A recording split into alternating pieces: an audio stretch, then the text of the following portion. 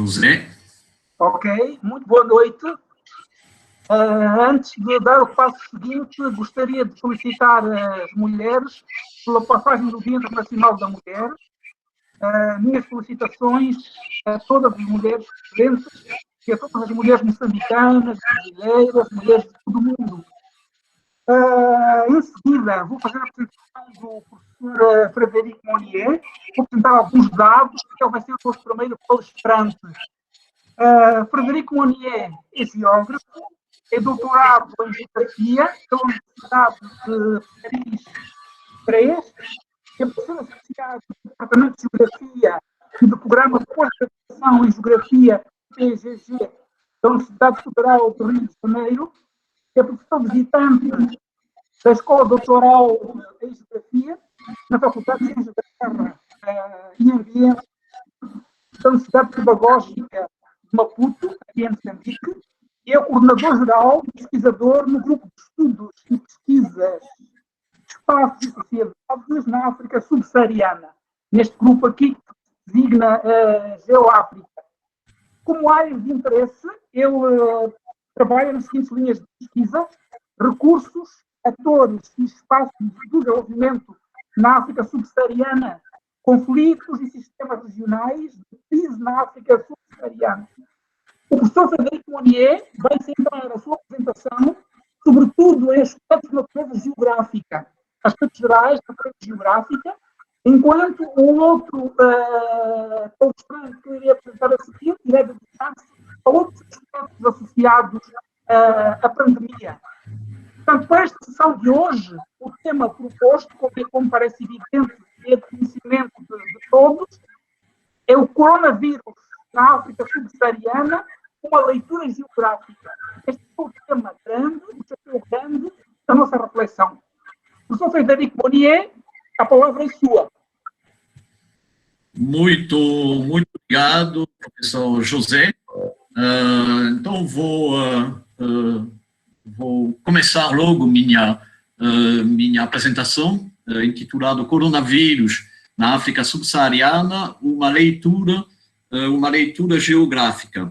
E vou começar fazendo uma pergunta simples: o que pode a geografia na análise de pandemias? Em primeiro lugar, acredito que a geografia ela pode contribuir por ser uma ciência que tem como um dos seus campos de investigação as relações entre o homem e a natureza. E a gente vai ver que essa dimensão da relação entre o homem e a natureza é fundamental em muitas pandemias que ritmam a história da humanidade. Acredito que a geografia ela pode contribuir também através das ferramentas conceituais propostas pelas teorias da difusão espacial, né, que foram elaboradas pela escola sueca de geografia quantitativista nos anos 1950. A geografia ela pode também ajudar a evidenciar e analisar fenômenos de segregações de todos os tipos no espaço. E, enfim, a ciência geográfica ela pode intervir a serviço da ação pública, né? Então, quando eu falo ação pública, não é só ação estatal, né? Durante muito tempo, a geografia ativa trabalhou a serviço do Estado, mas cada vez mais ela trabalha também a serviço da sociedade, portanto, a serviço de uma ação pública no sentido mais amplo da palavra, usando para isso um conjunto de ferramentas, de geotecnologias, de ferramentas cartográficas também, mas outras ferramentas mais tradicionais que dizem respeito, por exemplo, à gestão, ao planejamento e ao ordenamento do território. Antes de falar do caso da África subsaariana, eu queria mostrar contextualizar um pouco, mostrando o quanto as pandemias são vetores de integração do sistema mundo. E, muito rapidamente, vou passar assim nisso, mas eu queria mostrar que as epidemias, elas são historicamente relacionadas a quê? Em primeiro lugar, as dinâmicas de concentração espacial do ser humano. Elas devem ter começado na época do Neolítico, quando surgiram, provavelmente, os primeiros povoados e as primeiras cidades na Mesopotâmia, entre os rios Tigre e Eufrates, até a metropolização contemporânea. Elas são também contemporâneas, as epidemias, dos progressos dos transportes, sejam eles terrestres, marítimos e hoje aéreos. Elas são também, elas acompanham, né, de certa forma, ao longo da formação do sistema mundo, a construção de um mercado mundial que é cada vez mais integrado. Tá? Então, vocês podem ver, assim, duas espacializações de fenômenos epidêmicos. O primeiro, que é a peste bubônica, que ocorreu essencialmente no século XIV, meio do século XIV, e vocês podem observar aqui que ela afeta basicamente o que a gente chama de o velho mundo, né? O vírus, o agente patógeno, ele circulou basicamente entre a Ásia Oriental e a Europa Ocidental. Ele não afetou ainda o continente americano, já que o continente americano vive basicamente isolado ainda do resto do mundo. Né? O continente americano ele vai ser integrado no sistema mundo das epidemias e pandemias, uma vez conquistado pelos europeus, pelos espanhóis, essencialmente pelos espanhóis e pelos portugueses, no início no século XVI. Então, vocês podem observar a diferença, né, da espacialidade da peste bubônica, que ainda restrita a uma região ampla, mas uma região do mundo, e a gripe espanhola, que ocorreu durante, basicamente, a Primeira Guerra Mundial, e que tem uma abrangência que, essa vez, global, ou quase global, ela surge nos Estados Unidos e ela vai se difundir para as Américas, para o resto das Américas, para a Europa Ocidental e, a partir do chifre da África, para o Oriente Médio e para a Ásia Oriental. Tá? Então, a gente vai agora se aproximar um pouco de nossa epidemia contemporânea, dessa epidemia do coronavírus Covid-19, tá? E a gente apresenta, às vezes, como uma grande surpresa. Tá? Se a gente observa o contexto atual e, sobretudo, os dados relativos a ocorrências de epidemias nos últimos 10, 20 anos, não tem como ficar tão surpreso assim. É bom lembrar que, alguns anos atrás, a fundação do Bill Gates, eu esqueci o nome dessa fundação, já lançou um relatório que estava, de certa forma, prevendo uma pandemia dessas proporções, já no final dessa década. Só abro um parêntese, gostando ou não do Bill Gates, não é essa a questão. A fundação dela, da família Gates, é um dos maiores atores da saúde no mundo. E o terceiro contribuidor da Organização Mundial da Saúde. Eles adquiriram um saber-fazer, em termos de pesquisa, bastante notável. Tá? Então, olham os dados que aparecem nesse mapa aqui, entre 2011 e 2018, a gente teve basicamente 1.500 epidemias que afetaram 172 países diferentes, localizados basicamente em todos os continentes. Tá? Então, por que isso? Porque o contexto é muito favorável à multiplicação das epidemias. Em primeiro lugar, tem um forte aumento da população mundial. Hoje somos mais de 7 bilhões contra quase 2 bilhões na época da gripe espanhola. Tem também um fenômeno de urbanização acelerada e de aumento das densidades populacionais na Ásia, mas, sobretudo, no continente africano. Observamos também um forte aumento das mobilidades, seja para o turismo, comércio, negócios, migrações, deslocamentos urbanos, etc., etc. Então, essas mobilidades, elas são vetores de circulação dos agentes patógenos.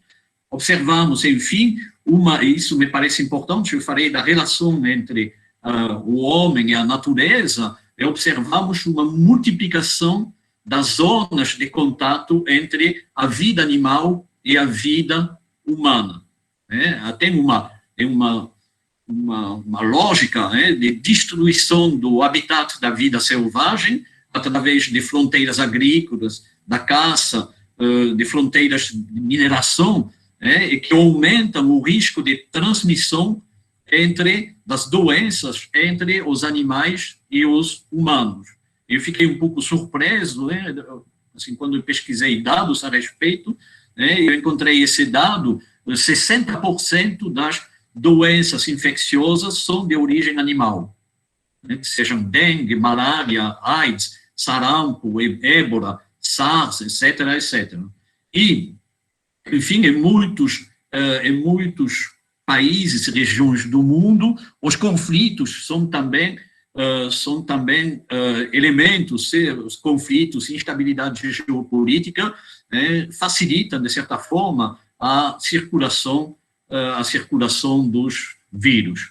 Então, diante dessas epidemias, dessas pandemias, como reagem estados, como reagem os governos e as sociedades? Em geral, a gente tem isso é quase secular, eu diria, a gente tem uma reação sequencial das autoridades e das sociedades frente ao surgimento ou à importação de um vírus suscetível de causar uma epidemia.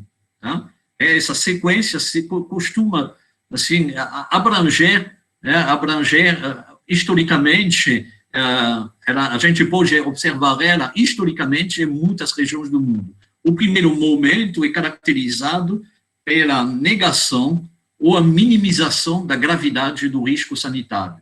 Tá? A gente conhece bem essa situação de negação no Brasil, tem uma fase de ocultação da realidade sanitária, a gente tem censura, hoje menos do que na época da gripe espanhola, mas, enfim, tem censura, tem desinformação, e tem também uma tendência a culpabilizar o outro que pode ser interno, no caso da AIDS, por exemplo, comunidade homossexual, os viciados em drogas, etc., ou externo, o vírus chinês comunista atual. Tá? Num segundo momento, é quando a gente observa um aumento importante dos casos de contágio e de contaminação, a realidade ela não pode mais ser ocultada.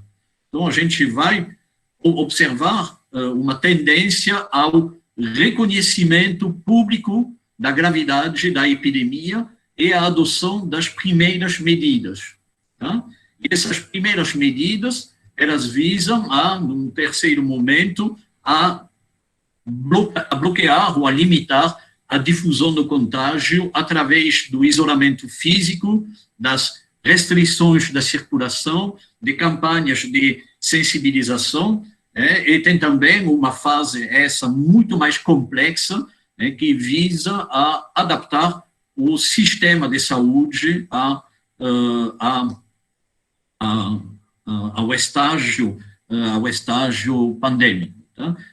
Quando estou falando de, assim, tem uma relativa simplicidade das iniciativas que visam a difundir, a bloquear a difusão do contágio, no que diz respeito à adaptação do sistema de saúde, em muitos países, a gente esbarra, como a gente viu no Brasil, e em particular no Rio de Janeiro, na natureza neopatrimonial, patrimonialista do Estado, com as redes de corrupção, por exemplo, que têm tendências a se adequar muito rapidamente a essa situação. Enfim, num quarto momento, chega a um momento do planejamento e da execução das campanhas de vacinação. Então, agora vou entrar depois dessa contextualização mais geral, né, vou entrar numa análise mais geográfica das epidemias. E, recorrendo para isso aos trabalhos de um geógrafo político que coordena um grande laboratório de geografia política na Suíça, chamado Jacques Lévy, e o Jacques Lévy, ele distingue 3 modalidades de interações espaciais. A primeira, que ele chama de copresença, e a gente vai tentar entender, a gente vai tentar interpretar a circulação dos agentes patógenos a partir dessas 3 modalidades de interações espaciais. Então, a primeira se chama copresença, é simples, é uma interação de proximidade, de contato mesmo entre os indivíduos. O outro corresponde à mobilidade por si só. Então, corresponde aqui à manifestação e a mobilidade, perdão, e a manifestação é o produto do deslocamento, que é mais ou menos distante de um indivíduo, ou de um grupo de indivíduos, pode ser uma família, por exemplo, entre um ponto de origem e um ponto de destino. E, enfim, a gente tem uma terceira forma de interação espacial, que é a telecomunicação. E a telecomunicação, ela coloca em contato 2 indivíduos, ou mais, que nesse momento é distante uns dos outros. Tá? Então, como interpretar a questão da circulação dos agentes patógenos ao longo da história, recorrendo a essas categorias propostas pelo Jacques Lévy? Em primeiro lugar, a gente tem que lembrar uma dimensão histórica da mobilidade humana, caracterizada pela progressiva mundialização do comércio, pela formação histórica de um sistema mundo, que já foi teorizado por inúmeros autores, como Wallerstein, Arrighi, etc., e também pelo progresso dos transportes que ritma, de certa forma, a construção dessa economia mundo e desse sistema mundo. E, na atualidade, a mobilidade humana é caracterizada pelo fenômeno da globalização da economia e do comércio, pela formação do que o Manuel Castells chama de espaço de fluxos global, e também pelas circulações em alta velocidade, graças aos trens de alta velocidade e graças aos aviões. Tá? Não é um fenômeno menor. Tá? Ainda há uma desigualdade no acesso a essas circulações. No entanto, um país como a China, que concentra 1 bilhão e 300 milhões de pessoas, está ingressando hoje nessa era das circulações de alta velocidade, e são dezenas e dezenas de milhões de chineses hoje que têm acesso a essa mobilidade de alta velocidade. Tá? Então, a gente vai, depois dessa contextualização mais geral, passar para uma análise geográfica da pandemia de coronavírus Covid-19. Lembrando que, não vou fazer um histórico, mas lembrando que a pandemia, a epidemia, na verdade, ela nasce na cidade de Wuhan, que fica no interior da China, é um grande centro estudantil e industrial com montadoras de automóveis importantes, tá? E o que temos ali? Temos uma relação ambiente-sociedade que é caracterizado por uma dinâmica acelerada de desmatamento, já que tem uma expansão frenética da mancha urbana. Tá? Então, isso é uma primeira característica dessa relação ambiente e sociedade. E a segunda é o consumo de animais selvagens por parte da população, que vem em grande parte, que migrou há pouco tempo atrás de zonas rurais da China. Hoje, uma metrópole de cerca de 10 milhões de habitantes, que se caracteriza por um elevado nível de conectividade às redes de transportes nacionais, regionais, no sentido de asiáticas, e internacionais. Tá? Então, para exemplificar isso, olham esse mapa embaixo, na parte esquerda, e vocês têm um mapa de conectividade aérea da China em 1990, né, ou seja, não é tão distante assim no tempo, e em 2013. Né, vocês podem observar, né, que hoje a China está plenamente inserida no sistema e na malha aéreos mundiais. Tá? E, obviamente, isso é um fator que deve ser levado em consideração na análise da difusão do coronavírus. Tá? Esse esquema é hipotético, tá? Ele foi elaborado por um pesquisador no início da pandemia, mas o que ele mostra, na verdade, que o vírus ele circula nas redes da globalização a partir da cidade de Wuhan, né? E ele vai andar essencialmente de avião.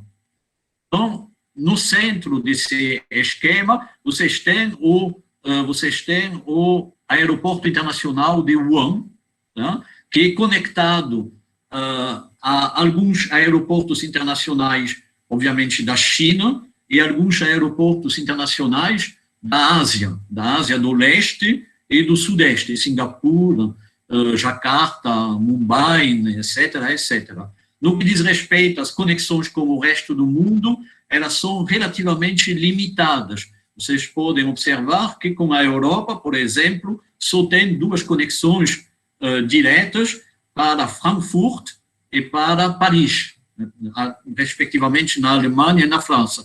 Por quê? Porque Wuhan é um grande centro da indústria automobilística e que existem montadoras alemãs e francesas nessa cidade. Tá? Então, o vírus circulou, no primeiro momento, em direção à Europa, entre Wuhan e Frankfurt, mas, sobretudo, entre Wuhan e o aeroporto de Roissy, na França. Então, o que a gente observa, né, é que, nessa fase de circulação global do vírus, é que quanto maior a inserção na globalização, e quanto maior a conectividade à malha aérea global, maior o risco de contaminação. Tá? E vai haver, a partir daí, um fenômeno de difusão do centro para a periferia. Então, isso tentam prestar atenção, é um esquema que mostra a difusão do coronavírus. Eu vou deixar passar novamente depois, tá? Vocês podem observar que é uma dinâmica de circulação da China e da Ásia em direção à Europa, que vira o segundo grande epicentro, depois a América do Norte, e depois do hemisfério norte para parte do hemisfério sul, como o Brasil, infelizmente, muito bem representado, e no continente africano, a gente tem uma dupla difusão do coronavírus em massa, na África do Norte, que é muito conectada através de um conjunto de fluxos materiais e imateriais ao Mediterrâneo e ao continente europeu, e a África do Sul, que é o país é o mais conectado da África, que é o país mais conectado às redes produtivas e logísticas mundiais. Eu vou passar novamente, se vocês querem ver, olha só, primeiro a China, então isso é no início de fevereiro, e a gente vai ver o segundo epicentro, a Europa Ocidental, o terceiro, a América do Norte, e depois a difusão em direção ao hemisfério sul, e com 2 potências demográficas que se firmam como novos epicentros regionais, que são o Brasil na América do Sul e a Índia também, que a gente não pode esquecer, na Ásia do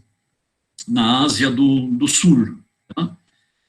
Aqui vocês podem observar também, isso é bastante interessante, a meu ver, a correspondência entre a malha aérea mundial, aqui em cima, na parte superior, vocês têm os aviões que são rastreados, aviões no ar, rastreados em dezembro de 2019, e embaixo um mapa do coronavírus, nos primeiros meses da pandemia, no mês de março de 2020. Vocês podem observar que tem de certa forma, uma certa concomitância, uma certa sobreposição, entre os dois mapas. Então, como o vírus chegou no continente africano? Ele chegou, basicamente, através de dois aeroportos africanos, entre aspas. Um fica na África, o aeroporto Oliver Tambo, o grande aeroporto internacional da cidade de Joanesburgo, na África do Sul, e o outro, a gente descobriu que tem o grande aeroporto internacional da África Ocidental, e, na verdade, fica em Paris, é o aeroporto de Roissy. E quando vocês olham esse mapa, vocês observam que o vírus circulou entre o aeroporto de Paris e todas as capitais da África Ocidental. Tá? Todas as pessoas infectadas, todas as importações, quase todas as importações de vírus nos países da África, na África Ocidental, dizem respeito a passageiros de aviões oriundos de Paris. Tá? É um fenômeno muito marcante, que ilustra a dependência logística dessa região em relação à velha potência colonial. Tá? Bom, isso é uma importação extracontinental, tá? E a gente tem também uma dimensão social que é extremamente interessante, mas que não é própria à África, que a gente observa em todos os países do Sul. Em primeiro lugar, os primeiros contaminados são indivíduos e grupos sociais que são conectados aos fluxos globais. Quem são eles? São executivos, são expatriados, no caso da África Ocidental, expatriados europeus, são turistas africanos, são diplomatas, estudantes, missionários, etc., etc. Tá? Fizemos um artigo com colegas de Burkina Faso e a gente conseguiu rastrear a importação do vírus. No caso de Burkina Faso, são, respectivamente, os dois casos de importação dizem respeito ao embaixador da Itália, que transitou por Paris, e um missionário que participou de um evento de uma igreja neopentecostal no nordeste da França. Eu não lembro qual é a cidade. Esse encontro missionário virou um cluster regional no nordeste da França, mas também virou um cluster que que propagou o vírus em escala global, já que muitos missionários foram contaminados e contaminaram depois outras pessoas quando voltaram nos seus países de origem. Tá? E a gente tem também em alguns países, como a Etiópia, por exemplo, a gente tem uma importação africana. Tá? Ela se deu através de circulações de comerciantes, de profissionais, de migrantes, de refugiados, de estudantes. Então, no caso da Etiópia, o paciente zero deve ter sido, a priori, um comerciante libanês que vive na África e que foi infectado no Chad antes de levar o vírus para a Etiópia. Só que E isso é bem interessante, porque vocês devem lembrar que no início da pandemia a gente previa o pior para o continente africano, a gente estava quase desejando, e parece que tem gente que parece que está desejando uma verdadeira catástrofe sanitária para o continente africano, e nada disso aconteceu. Uma das razões, tem várias razões, obviamente, mas uma das razões é que quando as autoridades sanitárias da maior parte dos países africanos observaram a dinâmica da pandemia mundo afora, eles tomaram imediatamente medidas de contenção territorial. Em muitos países africanos, vocês têm mapas, eu não vou entrar no detalhe aqui, mas o fechamento das fronteiras foi muito precoce. Muitos países fecharam as fronteiras antes da importação de um caso de coronavírus. Tá? Então, isso mostra que houve todo um saber-fazer das autoridades sanitárias, que foi mobilizada na governança da contenção da circulação desse vírus. Teve também uma gestão muito seletiva das circulações transfronteiriças. Então, isso é um elemento que a gente deve considerar, além das variáveis demográficas, etc., quando tentamos entender o baixo nível de contágio, o relativo baixo nível de contágio da população africana. Então, depois, a gente falou num primeiro momento dessa fase de importação do vírus, agora vou falar um pouco de uma segunda fase correspondente à difusão comunitária das epidemias, e como circulam os agentes patógenos em escala mais local. Então, nesse caso, a gente tem essa ideia da copresença que é fundamental. Lembra da copresença do Jacques Lévy? Ela é fundamental na difusão comunitária das epidemias. É por isso que temos que tomar medidas para se isolar, para limitar as aglomerações. As aglomerações são a melhor ilustração da copresença. Então, quais são os espaços mais potencialmente alcançáveis pelos agentes patógenos? São, obviamente, espaços densamente povoados, em particular as cidades. As cidades, ao longo da história, cidades portuárias ontem e anteontem, cidades que são grandes hubs marítimos e aéreos hoje, são focos privilegiados da importação e depois da circulação local dos agentes patógenos. E essa difusão comunitária, ela se dá, novamente usando Jacques Lévy, segundo uma dupla lógica, uma lógica topográfica e uma lógica isotrópica. O que significa isso? Significa que o vírus é transmitido de uma pessoa para outra, a gente está numa lógica de proximidade física, e ele se desloca também de forma contínua no espaço, segundo uma lógica de contiguidade espacial. Tá?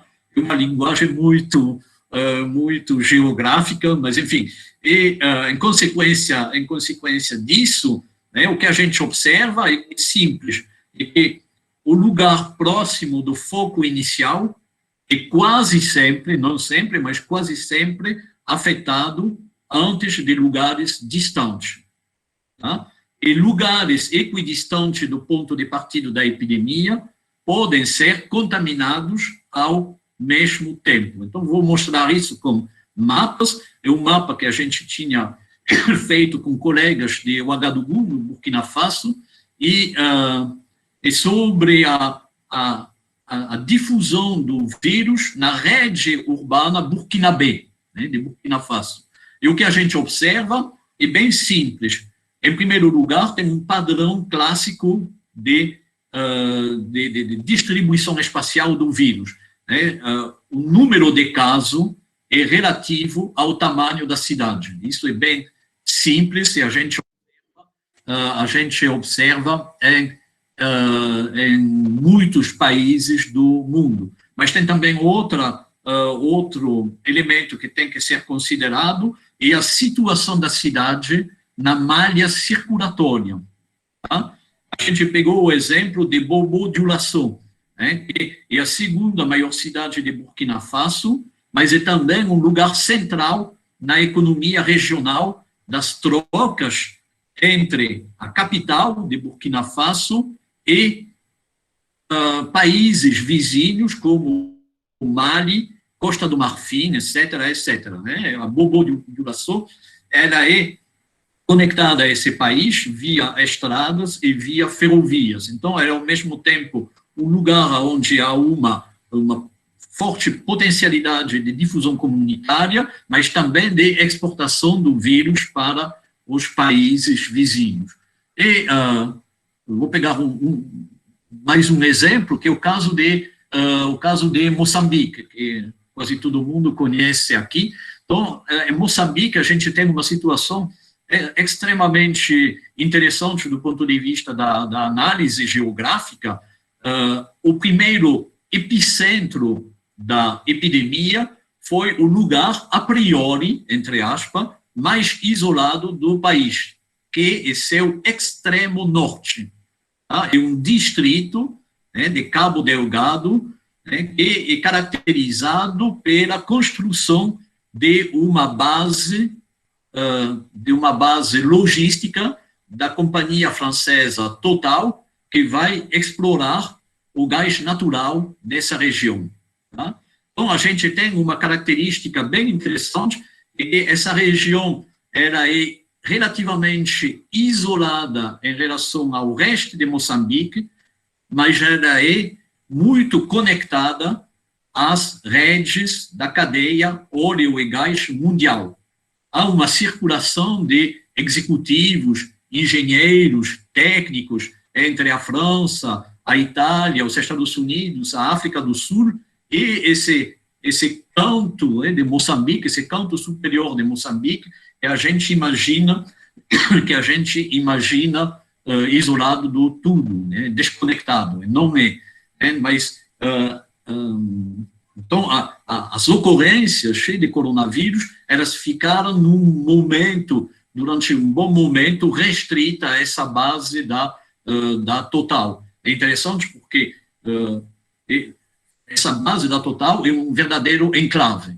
Tá? E vocês podem observar que no seu entorno regional, né, não existem grandes focos de contaminação. Então, isso, né, de certa forma, confirma, né, esse funcionamento em termos de enclave dessas ilhas de modernidade da cadeia óleo e gás. Tá? E depois a gente tem Maputo e sua província, então ali foi uma lógica completamente diferente. Em Maputo, me parece que foi uma senhora, que foi o paciente zero, primeiro detectado, e que estava voltando de uma viagem na Europa. Depois vocês podem confirmar, mas então, o que é a importação do vírus pelo território rede da mobilidade das elites e depois sua difusão local no território zona, né, dos espaços urbanos mais densos. Tá? A gente passa de uma lógica mais reticular para uma lógica mais territorial, mais zonal. Tá? Eu vou passar, tá? Depois, o que a gente tem que considerar quando tratamos da difusão comunitária das epidemias é que as epidemias contemporâneas, elas ocorrem num mundo muito desigual, extremamente desigual. Então, isso faz com que a transição da fase da importação do vírus para a fase do contágio doméstico é caracterizado por uma forte diferenciação territorial. A gente vai observar situações sanitárias muito diferenciadas entre, por exemplo, as regiões da África subsaariana. E por que isso? Porque essa difusão comunitária, ela é tributária das densidades populacionais. Ela diz respeito também aos níveis de desigualdades sociais e territoriais. Ela é tributário do quadro sanitário local, tá? E ele mesmo depende, por exemplo, da proporção de idosos, de pessoas com comorbidade, etc., etc. Ela é também moldada pelos comportamentos sociais frente ao risco. Enfim, a difusão comunitária, ela depende muito da capacidade de resposta às políticas estatais. A gente tem, em vários países do mundo, políticas estatais que são mais ou menos ativas, mais ou menos eficientes, e que, portanto, limitam ou não a difusão comunitária, tá? Mas o que a gente observa é que essa difusão em termos de copresença, essa difusão interpessoal, ela ocorre em lugares onde tem, mais uma vez, elevadas densidades de população e aglomeração de pessoas, tá? Então, já falei disso, vou passar mais para mostrar um conjunto de mapas para vocês, mas a gente vai terminar a análise geográfica a partir desses conceitos de Jacques Lévy, destacando a questão das telecomunicações, tá? Pandemias e telecomunicações. Tá? Em primeiro lugar, as restrições impostas à mobilidade e à copresença, elas se traduziram durante essa pandemia, elas se traduziram por uma explosão dos fluxos imateriais, que foi viabilizada pela potência técnica das redes numéricas, que dão suporte a todos os tipos de telecomunicações, tá? E hoje temos 35 pessoas de vários países que, graças a essas redes técnicas, conseguem interagir, em formato de telecomunicação, é uma interação de telecomunicação, tá? E com a pandemia de Covid-19, a gente assiste em grau maior ou menor, isso é válido também para o continente africano, ao desenvolvimento do teletrabalho na África, mais restrito, obviamente, às grandes metrópoles que abrigam as atividades de serviços superiores, por exemplo, a consolidação das atividades acadêmicas remotas, tá?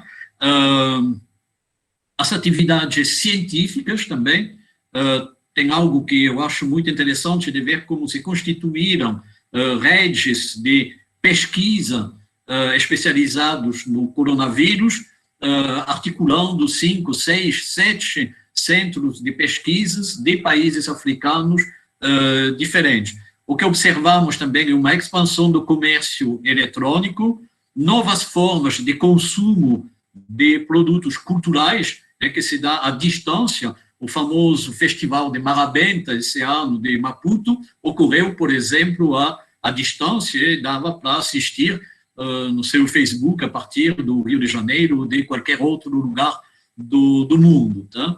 E o que a gente observa é uma explosão da circulação de dados nas principais redes sociais, né? E isso é um fenômeno universal, né? É claro que é diferenciado, do ponto de vista do acesso a redes técnicas de qualidade, mas é um fenômeno global. Então, para terminar, eu queria mostrar alguns mapas para vocês. Esse não deveria ter atualizado, mas, enfim, é do início de janeiro. A gente vai passar para a prancha seguinte, que me parece mais interessante. Olhem só, entre as vítimas das epidemias entre 2001 e 2017. Vocês podem observar, obviamente, um mapa anamórfico, tá? O que significa que aqui vocês podem observar que o continente africano foi realmente que mais sofreu com epidemias de todos os tipos nesse período que vai basicamente de 2001 até 2020, até o coronavírus, tá?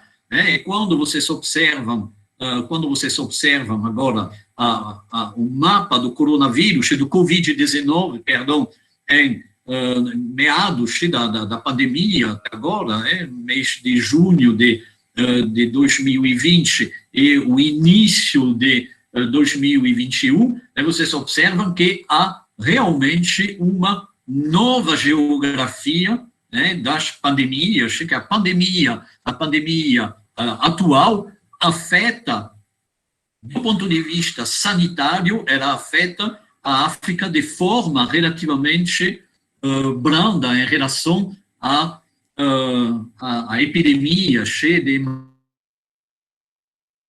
malária, epidemias passadas. Tá? Aqui a gente tem, são mapas de casos cumulativos de coronavírus e de óbitos de vítimas do coronavírus, e a gente sempre tem essa singularidade sul-africana. A África do Sul se singulariza em relação aos outros países em termos de nível de contágio, do número de doentes e de vítimas do coronavírus. Tá?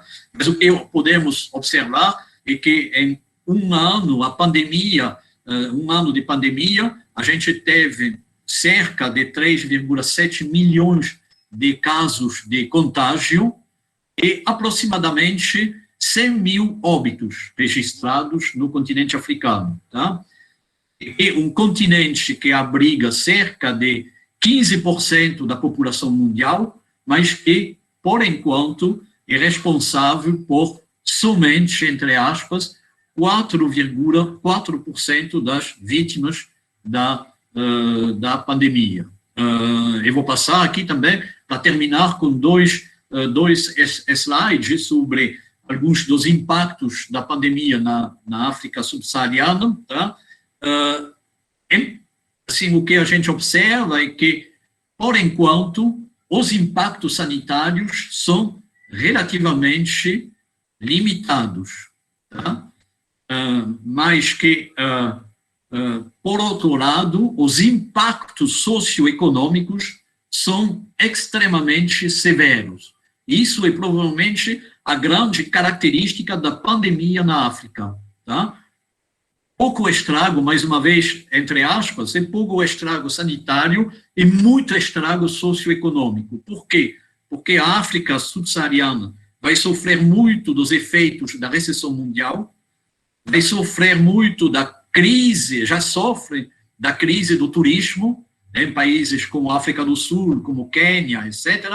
Sofre também com a queda brutal das remessas dos migrantes, e elas são importantes num país como Moçambique, que tem parte de sua população masculina que trabalha na África do Sul, idem para Zimbábue, e tem também, e isso é uma consequência das políticas de contenção territorial, de isolamento social, a gente tem uma diminuição da renda dos trabalhadores informais. Isso é característico a muitos países do Sul, na América Latina, em particular no Rio, aqui no Brasil, que é uma cidade onde tem um setor informal muito desenvolvido, a gente observa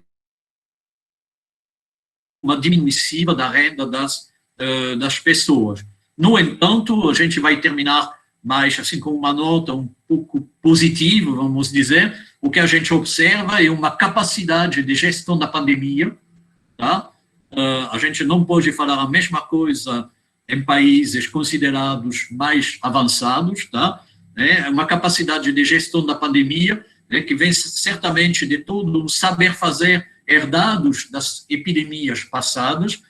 Tem formas também de mobilização comunitárias, em particular, eu não sei se é só ali, mas o que eu li é que tem muitas comunidades locais, em particular em regiões rurais, que se mobilizam na África Ocidental, e o que a gente observa também de muito positivo, e que pode servir assim, para o futuro, é uma cooperação científica entre centros de pesquisa em diversos países africanos. Tá? Ou seja, há uma consolidação dessas redes, desse panafricanismo, de certa forma, desse panafricanismo científico. E, basicamente, isso. Então, agradeço a todo mundo pela atenção. Tá? Caso tenham interesse nas nossas atividades, temos fazer um pouco de propaganda publicitária, temos um canal no YouTube, onde subimos todas as nossas gravações, uma página na internet, geoafrica.com.br, uma página no Facebook, e esse símbolo embaixo. Então, eu não sei se Twitter ou Instagram, mas uma coisa ou a outra. Tá? Então, mais uma vez, muito obrigado a vocês pela atenção.